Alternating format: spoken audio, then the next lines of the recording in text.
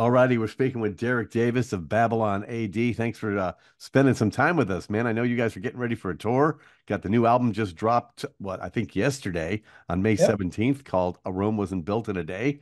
So let's talk about the new album. Let's talk about Babylon AD. First of all, thanks for hanging. Yeah. Thanks for having me, man. I'm really excited about this. So, the album just came out. Rome Wasn't Built in a Day. Just came out yesterday. Wrecking Machine, we've been playing for a couple weeks now on the Oh, radio cool. station. Um, can you let us know? It's been what, like 6 years since the last record. I think you did a live record in between Hmm. there. Yeah. What inspired you to do the album? Well, we had an album out. What was it? About 2018. Revelation Highway that came out on Frontiers Records, and so after that album was, kind of starting to fade out a little bit, we went in the studio and we started writing some new songs. And three of the songs that we wrote and demoed are on the album, on this album. But COVID hit, kind of screwed everything up, right? It kind of just put us on the back foot, and everybody, especially here in California, Gavin Newsom just closed everything down. So it seemed like about a year and a half, nobody was doing anything. So it took a while to for the band to gain its, get our feet back, underneath us again, and that's why one of the reasons it's called Rome Wasn't Built in a Day. you Yeah. know, it took a while to get back together, and those 2 years, I guess, just kind of flew by. And then we did the live album, and as we were doing the live album, we started talking about the old tracks that we'd already recorded, demo wise, how good they were, and like, our guitar player Ron was going, "Man, we got to get these out. We got to get these out." So we just kept on writing, and I had a handful of songs that I had already written, over the last couple of years. It sounded like a Babylon AD, and that's basically it, man. We just kept on plugging along till we had about 18, 19 songs, and then we picked the best 11, or what we thought was the best 11. So, and there's a special deal going on right now at Zia Records here in town and up in the Phoenix area. There's 8 locations, I believe, throughout Tucson and in Phoenix, and you can get the new album on there. What a deal! CD price only $12.99, which is a pretty good deal. Yeah, that sounds like a pretty good deal to me. I know we're paying a lot more out here in California. And I guess that deal's good for like 25 days. And so okay, now we got the album. I've spent a lot of time with it. I'm just gonna tell you, my favorite song on the album. I love Wrecking Machine, but my favorite song on the album that I keep hitting repeat on is Shut Up. Really? Yeah, I don't Oh, know why. That one just has hit it me. speaks to you, huh? It speaks to me. It's just I think it's yeah, I like that, the beginning of it, and then it kind of Yeah. kicks in, and then there's a little bit of talking kind of thing going on, and Yeah, it's and cool, like a bass line, and establishes the whole thing. Yeah, that's a different kind of song. That was kind of just a tongue in cheek thing. My wife and I had a little spat in my mind. I wanted to say this to her, but I didn't have the balls to do it. you know, and it's funny because I didn't let her hear the demo or anything, right? But she heard the record, after it was finished, being mastered maybe about a month and a half ago. She goes, "That song's about me, huh?" And I'm like, "No, no, it isn't." But yeah, that was really funny.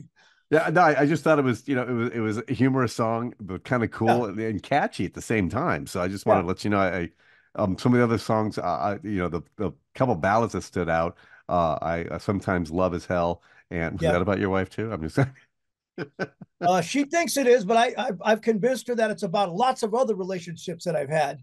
Yeah, no, I understand that too. And then the other one was how my handwriting is horrible, but I know the song. Uh how will I my brain is tossed I here. will never break again. Yeah, I will never break again. Yeah. Yeah, I'm looking at my handwriting going, man, I can't even read my own handwriting. My apologies there. I But I can't read really mine either, man. I really like that ballad too. And of course the title track Rome Wasn't Built in a Day and Yeah. Looking for a Heartbeat and the instrumental at the end, man, it just freaking rocks. Yeah, yeah. It's funny because I wasn't really sure how people were gonna respond to that song, but like you say, my brother sent me a text yesterday, and he goes, "Wow, he never heard the song." He's like, "Man, this song Super Beast rocks." I was like, "That's cool." And he's about the fourth or fifth person that have said it, along with yourself. When I had no clue that it was going to be such a kind of a cool song, just because it's an instrumental. You know what I mean? Yeah, you don't It's you our don't see a lot Frankenstein. of bands doing instrumentals nowadays. What's that? You don't see a lot of bands doing instrumentals I know. nowadays. That's why I was kind of hesitant when Ron said, "Hey, let's do an instrumental." I was like, "Well, what do you got?" And then him and John kind of played me the riff, and I was like, "Well, that sounds pretty cool, man." And it all just came together in about 2 hours. That song, literally, Dylan, the drummer, hadn't played it. The bass player hadn't played. They didn't know how the song went or anything like that. And we just kind of sat in the studio and just started jamming and going wherever the song went. And we had the outline of it. We're like, okay, well, here's the outline. So then we went to record it in the recording studio, 25th Street in Oakland. And we still was kind of like, where's this song supposed to go? You know what I mean? What's the arrangement? And we just kind of followed wherever Dylan took it, the drummer took it, and went from there. Speaking of the band, it looks like in the last couple of years you've had a couple new additions to the group. Who's in the band now? Well, we got, me and Ron Fresky and John Matthews, original members that have been in the band for 30 years, whatever. We started the whole thing. And then Jamie, our drummer that had been with us for, 30 years too, he decided just to, he kind of hang it up. He moved to Las Vegas and he wanted to do the whole Las Vegas thing. And we asked him if he wanted to be a part of the album. He didn't want to be a part of the album. So we said, well, I guess we got to get a new a drummer, right? And then Rob, our long-time bass player who was with us from the beginning, he had an accident. He fell down, broke his back, somehow got nerve damage on his hand. He can't play. Oh. So we were out two guys, even though, they don't really write the music. I write the music with John and Ron. And so, it was just a matter of finding the two guys that would fit the band.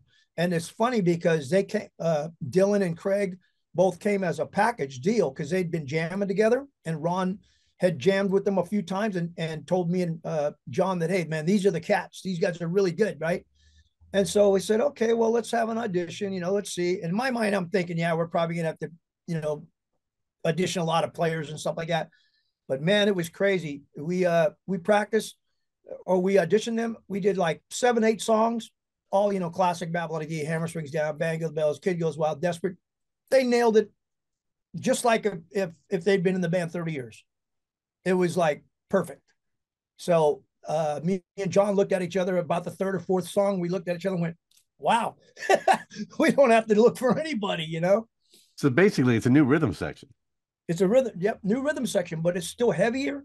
It sounds like Babylon AD. We haven't lost nothing. I think we've gained something because both players are really professional. And Dylan, even though he's 23 years old, man, he's like an early Leonard Hayes from Y&T. He's got that foot that's just rabbit foot, man. So he adds a lot of that stuff and a lot of different types of roles that Jamie, Jamie's a solid player, but Dylan's has a little bit more going on. You know what I mean? And also what's cool about Dylan being a young cat, he's a songwriter himself and he's a guitar player. So he sees songs from a different perspective of just a guy that's pounding the drums. You know what I mean? Mm-hmm. When we give him suggestions or whatever, or he'll have a suggestion. Hey, what if we do this? Which normally you don't get from a rhythm section, at least the guys that I've worked with before, you know what I mean? I kind of do most of the thinking. And then how about if we do this and tell them, what about this beat, that kind of thing. And then they add their sauce, you know what I mean? But Dylan and Craig, they're both songwriters. So that really helped the band out. Now we've got 5 guys that can all write. Oh, that's fantastic. Yeah. And how long was the process to write the new album? Well, like I said, we have 3 songs that we used. Mm-hmm. It really only took about maybe 6 months at the most to write the rest of the songs because I had a handful of already demoed.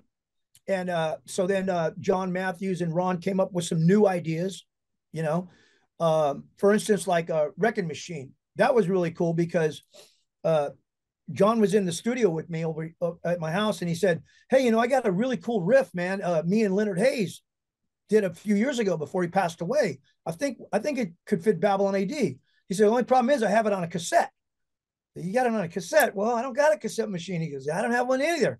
So we were like, well, who's got one? Maybe we can look on eBay and get one, just to hear the song. You know what I mean? So luckily I was telling my cousin the next night I was over to his house and he goes, well, I got a cassette, it's up in the attic, man. Maybe you could clean it up. So that's what I did. I cleaned it up, bought one of those cassette cleaners and cleaned it up, put on the cassette, wound it to the where the song starts. And right off the bat, I said, "Wow, this is a cool song," you know. And that became Wrecking Machine. So it was, and that song basically kind of wrote itself. You know, the music was 90% there, and I just added all the lyrics and the idea of what the song was about. You know. One of the things I've noticed over the years, when you guys came out, it was at the height of the hairband Yeah. thing, kind of like Yeah. almost at the cusp end of it. And Yeah. I've noticed more of over the years, over your records, vocally too, there's more of a bluesy feel to you guys. Even at the heavy stuff, there's this underlying bluesy, like even more so than the early stuff. Is that something on purpose, or am I just imagining that? No, I don't think you're imagining it. I mean, I played in a band called Moonshine, which was like a blues rock, Leonard Skinner type of Allman Brothers Meet the Outlaws at Aerosmith's house, you know, Okay. for a while.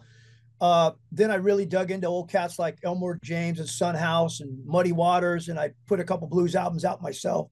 Okay. And then I put a soul album out a couple years ago called Revolutionary Soul, which was a really cool album. It's like a Bobby Womack meets James Brown or something like that, you know, Marvin Gaye's house, you know, and they get together and they form a band. It was kind of like that, you know.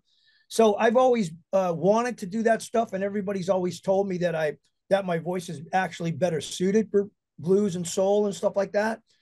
Um, and I think that goes back to like the two guys that I try to emulate when I was in high school was Steven Tyler, Hmm. right, and Sammy Hagar, and they both got that grit, you Yes. know. So when I heard stuff like "Headed on a one-way street, down on the other way," you know what I mean, and "Back in the Saddle," stuff like that, I was like, man, I want to sound like that guy, you know. So over the years, I think my voice has just kind of progressed, and you know, when I was young, it would have that higher kind of pitch sound. Now it's a Hmm. little bit grittier.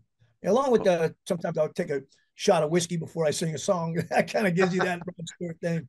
Oh, and don't get me wrong, I really like the sound. I think it's, Cool. but it's kind of like I've kind of noticed. I kind of went down the Babylon AD YouTube rabbit hole, Oh, you and did? Yeah. and to prepare, and I'm sitting there going, some songs you forget about, you hadn't heard in a Yeah. while, Yeah. Yeah. and Yeah. some of the deeper cuts and stuff like that. And I'm going, and then I spent a lot of time on the new album and some of the live stuff, and I'm sitting there going, yeah, I'm kind of noticing this like progression in your voice where it almost sounds like just bluesier and a little bit deeper in places, and I really like it.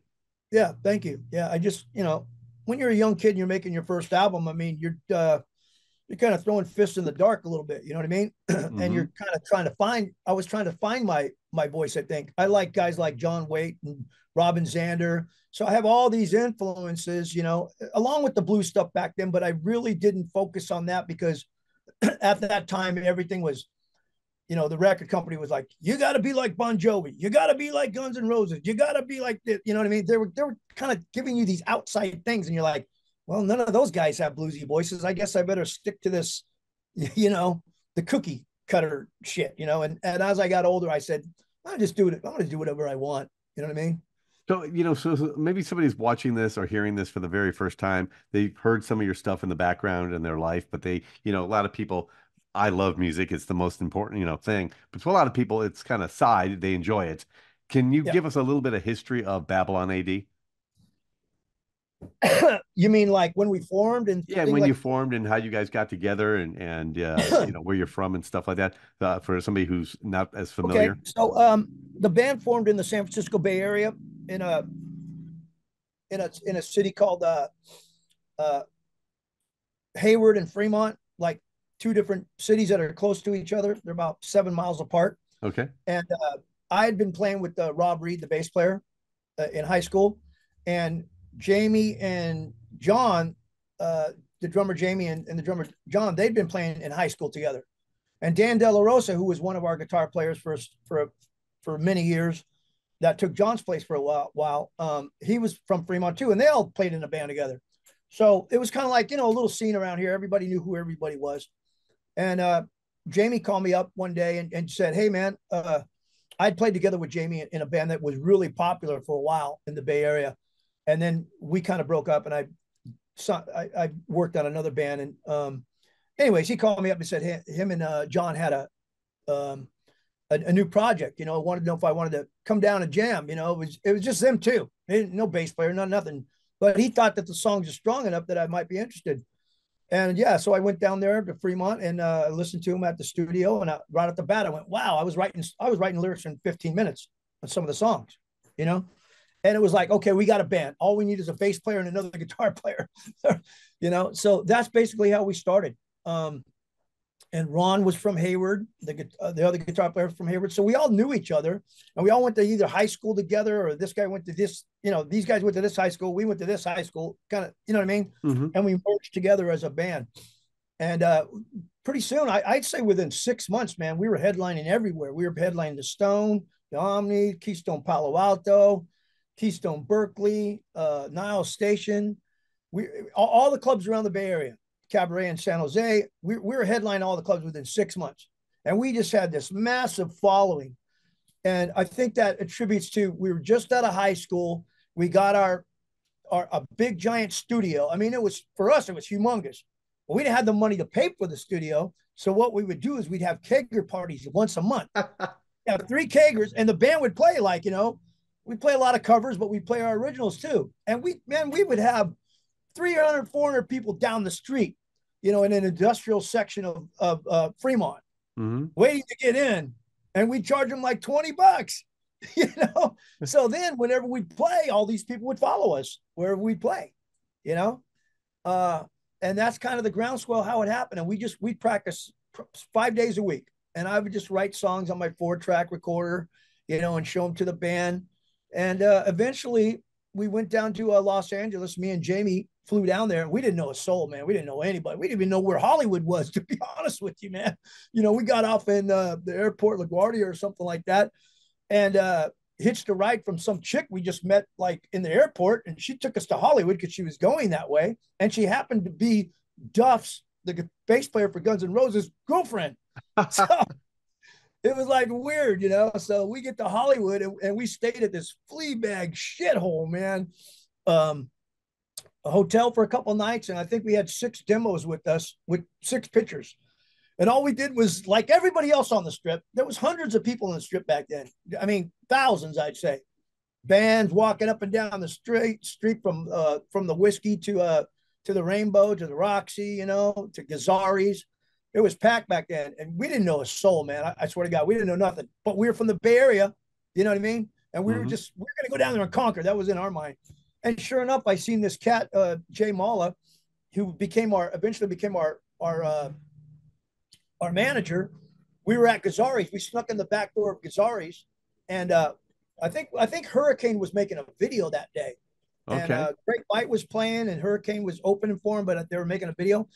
And I looked down, you know, if you've ever been to Gazzari's, there's like a 2-tiered system type of thing. We're up in the balcony. I looked down, I said, there's one guy sitting at a table all by himself in a suit.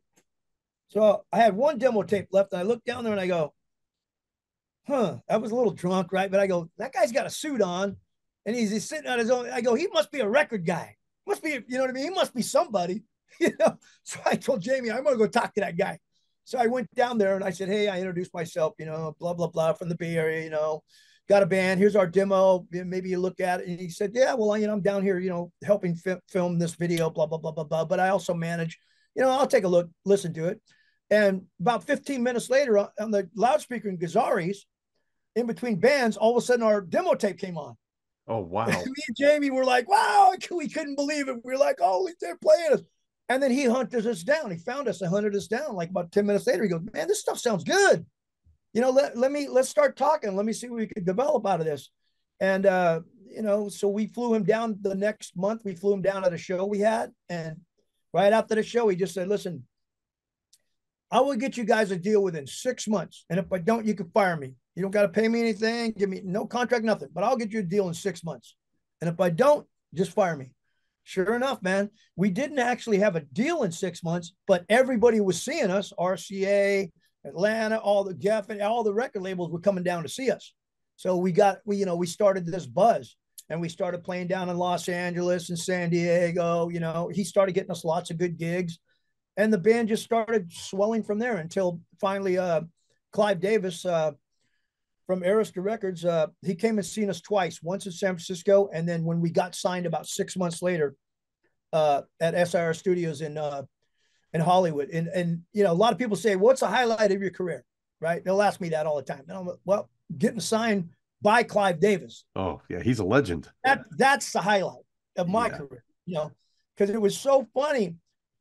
We're up on this big stage, right? There's nobody there but Clive Davis, a New York A&R guy, our manager, and a Los Angeles A&R guy. And they're sitting on a couch like 30 feet away from us.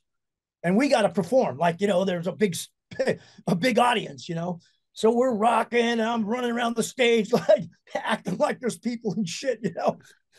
And we get done, and I remember John Matthews broke a string on the last song, and he was kind of like out of tune. I was thinking, oh, that just sunk our chances, right? But as soon as we got done, he just kind of jumped up out of the couch and he said, "All right, you guys, welcome to the family." We went, "What?" Yeah, then so we Wow. said, "Well, does that mean we're going to get a record deal?" He said, "Oh yeah, the lawyers are going to be starting working on that shit tomorrow." We're like, Oh, "Wow!" So, you know, we went out and partied. We went crazy for about a whole week, you know, at the Rainbow and telling everybody we got a record deal and everything. And that's a highlight of you know, that was back in the day when you got a record deal when it really meant something. oh You know what yeah. I mean? Mm-hmm. So What? And then you guys had a pretty good career, and you're still at it. Like yeah, we're still at it, 30, man. 30 years later. We're still plugging away, man. Do you look back every now and then and go, "Wow, obviously it was your dream, but Yeah. did you still think, in 2024 you'd still be doing it?" No, you know, I thought years ago. I mean, there's been lulls in our career where we didn't do nothing for 5 or 6 years, and I'd go do a different project, or the guys would do different projects. You know what I mean? Hmm. And then somehow we'd always just find ourselves coming back together. You know, somebody would offer us a record deal, or say, "Hey, have you got any material?" And then that would start us thinking, well, you know, I mean, we still have you know, we still got a brand, so why Hmm. not use it? You know, I mean, I've put out quite a bit of stuff myself. It doesn't get the traction Babylon ED does, you know, but it's just because it's me. It's kind of like, you know, I'm the singer of the band, but if the whole band together, it'd be like Vince Neil made a record. Not too many people's going to buy it, but they're going to buy Motley Crue, you Yeah, know. well, yeah, Vince Neil plays a small club. Motley Crue plays a stadium. Exactly. So, you Yep. know, And that's like, literally, when I've seen Vince Neil, he's playing Motley yeah, Crue songs. So, yeah, so it's the same thing. Yeah. or trying to. Yeah. Oh, yeah. That's true. So, what's next for you guys? I know that you got, from when I last saw you, got a few show dates scheduled. Are you guys doing a nationwide tour anytime soon? We've so far right now we have 9 dates set up. They're working on dates in Texas, Florida. We've got some dates set up over in Europe. We just haven't announced a lot of stuff. We've only announced like the first 9 up to August. Okay. Well, Uh, hopefully we'll get you here in Arizona soon. yeah, well, that's what we're talking. Our management's talking to somebody in Arizona too. So you know, trying to find. I think there's a place called the Rock House or something like that. Yeah, there's a few. I'll There's the Rock in Tucson. I think that's what they were talking about. So Oh, I just okay. a conversation the other day. Uh, a lot of places it's just hard to find a venue. You know, that you know, back in the day. I mean, I'm talking 30 years ago, 25 years ago. There was tons of clubs, tons of rock clubs. You know what I mean? Then they all kind of died off, and now I kind of feel like there's a small little groundswell coming up again. Yeah, You know what I mean? People are our age now. They have more disposable money. They can do whatever the hell they want. You know, their kids are grown. exactly. So yeah.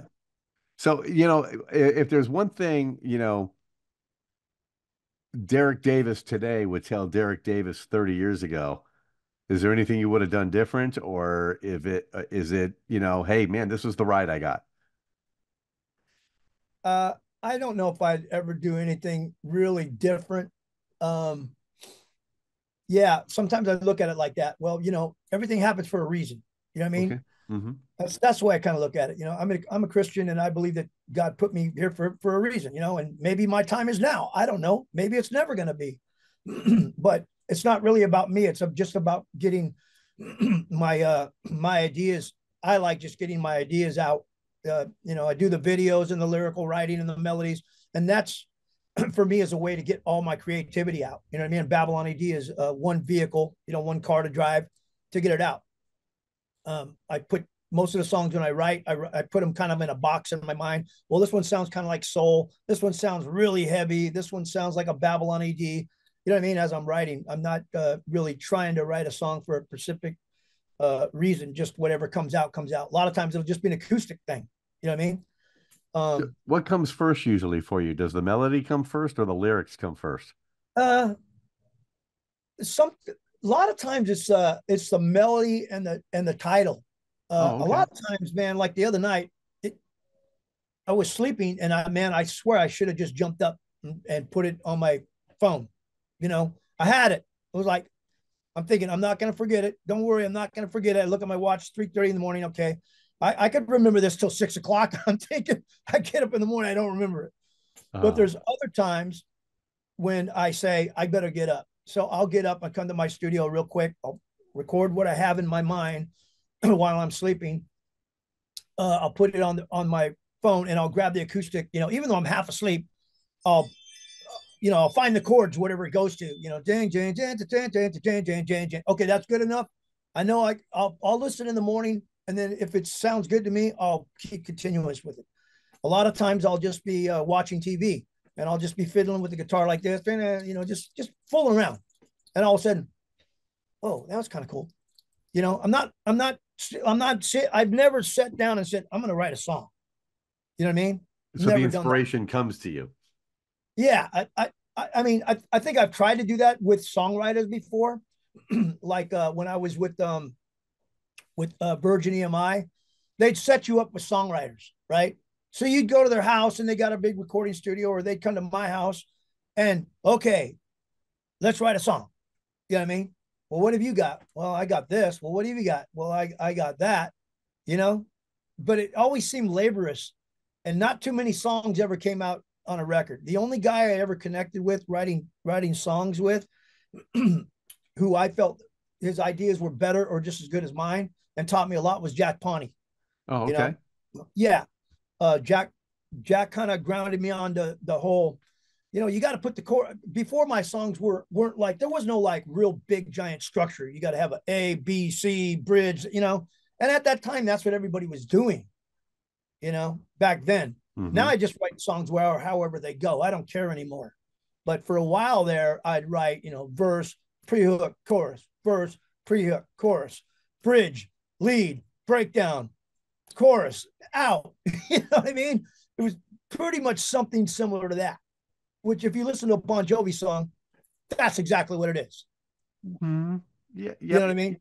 Well, and it So, seems like too, back then, it was funny. A buddy of mine was in a band in the early '90s here in Tucson. They got signed for a bit to MCA, and I was watching an old video of his, and I know this guy pretty well, and I'm like, I've never seen you dress like that. Even back in the day, I saw him play live a lot, and they just dressed how they dressed, but in the uh-huh. video, they were like Yeah, they looked like whatever the style of the day that you saw in every other band. And he yeah, goes, yeah, man, we showed up, wardrobe showed up, put makeup on, the whole thing. yeah, And I go, how do you do it now? He goes, man, I just dress how I feel. yeah. I It's saw funny. George Lynch last night, and I swear he was wearing surfer shorts on stage. It's Really? yeah. Wow. What's funny is that you mentioned that our very first video, Hammer Swings Down, right? We did at the Sepulveda Dam over in Los Angeles. And man, there was movie trucks and everything. I mean, it was like you're making a movie. Big giant trucks, big lights, set directors. I mean, makeup people, clothes people, wardrobe, man. It was just like making a movie for like 3 nights, right? But the funniest thing was the record label hired a choreographer and said, I want you to meet at this gymnasium, this high school gymnasium, because you're going to work with this choreographer. We're like, choreographer? What the hell do we need a choreographer for? Well, we're going to get your moves down. This is what the record company's telling us. And we're like, huh? So we showed up at the high school, and this lady's got us like running laps, like coaching. And then she'd make us breathe and do jumping jacks and shit like this, right? And then she's like, okay, Derek, I listen to a song. On this song, I want you to spin and go who and stuff like that. Man, Wow. after about 3 hours, when lunchtime came, I went to our management. I said, "This is bullshit. We are not doing this, man. No way." And he's like, well, this is what it means to have a record deal. You got to listen to what they say, and all this shit. So I'll never forget that, man. And there was a couple times on the video shoot where I actually, in my mind, I'm thinking, why am I doing this? I did a couple things a lady told me to do, like spin around and get on Yeah. my knees. You know what I mean? And all the time when I watch that video, I'm a little embarrassed, like thinking, like, I didn't think of it. She thought of it, but at the same time, it's like, this is ridiculous. You know what I mean? Well, you had mentioned earlier, record labels just don't have the punch that they had going back 20 years. Streaming, No, the downloads, the music industry's kind of been turned upside down. It's now more about touring than yeah, selling. You used to tour to promote an album. Now you put out an album to promote a tour almost. kind of, yeah, You know, yeah, right. but do you find that maybe you have a little bit more freedom, like you were talking about the verse, chorus, verse, the whole thing, when you're writing now to do what you feel is right for Babylon AD? Yeah, that's what I mean. I mean, I really don't. I sometimes follow that formula, just maybe subconsciously or because it needs it, but I don't sit down and try to find a formula. You know what I mean? I just think whatever sounds good to me. You know what I mean? I like to put I like to put three hooks in a song though. I'm Hmm. always looking for that third. If it's a pre-hook or a bridge, I'm always looking for that third. If I could get four, that's even better. I mean, guys like Roy Orbison, if you listen to like one of their songs, you'll hear like eight parts, and they're all just as good as the first part. Yep. You know what I mean? You listen to somebody like Prince or uh, Tom Petty. If you really listen to what they're doing, they only have two parts to a song. If you really listen good, That's true. but they'll Yeah. change the music. They'll change the music enough so it sounds like another part. But really, Yeah. they're still going G A B. But now they're just adding horns on this G-A-B. You know what I mean? Okay. Or changing the melody. Now the verse is actually the chorus, but it sounds like a whole new part, but it's really not if you're playing your instrument. You know Yep. what I mean? Uh, I wish I could write more songs like that because they seem a lot easier to do. You don't got to think as many chords, but for some reason, when I start writing, I'm always like, okay, now I want another part. I'm kind of thinking like Roy Orbison or something. I want another part. You know what I mean? Yeah. It's funny. I was listening to the album and I could hear a bunch of different like vibes in it. Uh huh. Was that done intentionally, or is Yeah. that something that you go, okay, these are the songs we wrote like 18 or 19, and then you whittled it Yeah. down to 11. Uh huh. How hard is that to whittle it? So at first, it seemed like it would be hard, right? But so Hmm. what we did was I gave the songs to people that I trust and people that I've known forever, like my sister, people that will tell me, Derek, that song sucks. You know what I mean? Or my brother. So I gave it like my sister, my brother, my cousin, who's been part of our band road crew for 35 years. He's got a really good ear. Uh, and we gave it to a couple of Ron's friends. So there was probably about 7 or 8 people that we gave it to. And we said, here's all the songs. Sit with them for, a month and rate each one of them on a 1 to 10. What you think. So then when we got back all the songs, all the ratings, it was like obviously what songs people really like. And there could have been a song where I thought like, oh, this song's great, but it'd be like everybody else has it marked down as a 6 or a 5. You're like, wow, I guess I don't know what the hell I'm talking about. You know what I mean? And then another song would be a 10. You're like, wow, that song. Well, I know that song's good, but wow. So you like Shut Up, right? Yeah. I swear to God, I think that song came in at like about a 7.5. Oh wow. It barely made the record. Oh wow. I don't know why I heard it. I kept hitting play, and well, Yeah. So we said to ourselves, married guys. anything comes in less than a 7, we can't even consider it. Okay, that makes And sense. I think that one came in about a 7.5. Well, it's the married guys thing here. So, Right. But a song like Wrecking Machine, I remember came in like 9, nine and a mhm. half. Rome wasn't built in a day. Came in at 9, 9.5. Well, I Sometimes even Hell came 9, 9.5. And this was like you take everybody's ratings and then you put them together. Some people might say, oh, this song's an 8. Other person would say it's a 10. but there'd be enough tens and enough eights to start going, okay, well, mathematically, this is a 8.5, whatever, or 8.7, 9.2, Well, I remember when I was first contacted about you guys recently about the new record. I was sent two or three different songs, and they said, "Which one do you Mhm. like the best?" And Oh, it was Wrecking Machine. I was like, yeah. I that Wrecking, and then one real quick question because we got to wrap things up here Okay. shortly. But Sure. real quick, you mentioned the Hollywood videos back in the day. Doing the whole, Yeah. like mini movies. I was watching Wrecking Machine's video, and now with the technology today, did you guys do that yourself, or did you have a team put that together? How does No. that? Can you? I would think nowadays you could do stuff yourself. Yeah. I've been doing videos for probably 15 years now. So I do all the videos. I've been doing the videos for Babylon AD and all my stuff and a couple other bands for years now. So I just kind of see what's in my head, you know what I mean? And look at the lyrics and go, okay, here's the treatment. This is the treatment for this. You know what I mean? Just like you're writing a song, the lyrics to a song, I'll write the treatment based on the lyrics and what I think the song is about. You know what I mean? It's a real cool Uh, video, by the way. yeah. So Rome wasn't built in a day actually came out today, the video Oh, for that. okay. I gotta Now check look that for out.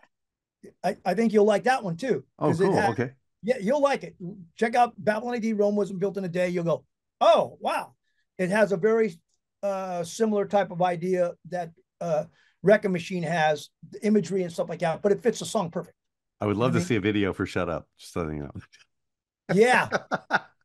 know. Slow motion.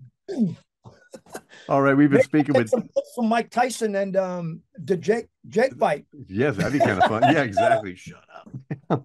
Well, we've been speaking with Derek Davis of Babylon AD. The new album Rome Wasn't Built in a Day just came out on May 17th. Hopefully coming to Tucson or Phoenix sometime soon. Yeah, And looking forward to hopefully meeting you guys in person, maybe having come down to the station. yeah, awesome, Larry. And then if somebody wants to follow the band, is there a website, social media? Yeah, well, you can just go to a babylonadband.com, or they can just go to Facebook Babylon AD, or they could go to YouTube Babylon AD. I mean, Instagram, just like everybody else does. Most of those pages, though, we just started putting this stuff together. I mean, we had them years ago, but we just kind of let them go by the side. But since we're doing this album, for instance, our YouTube page, we just put that together like 3 weeks ago, Oh, 4 weeks okay. ago. Did Wrecking Machine. If this So cuts off, hopefully, it's click the link again if it cuts off because I'm on the 40-minute plan. yeah, Well, BabylonADBand.com. yeah, BabylonADband.com or Facebook or Instagram or Spotify, wherever, anything Babylon AD. All right. Hey, Derek, thanks a lot. I appreciate it. Yeah, thank you, man.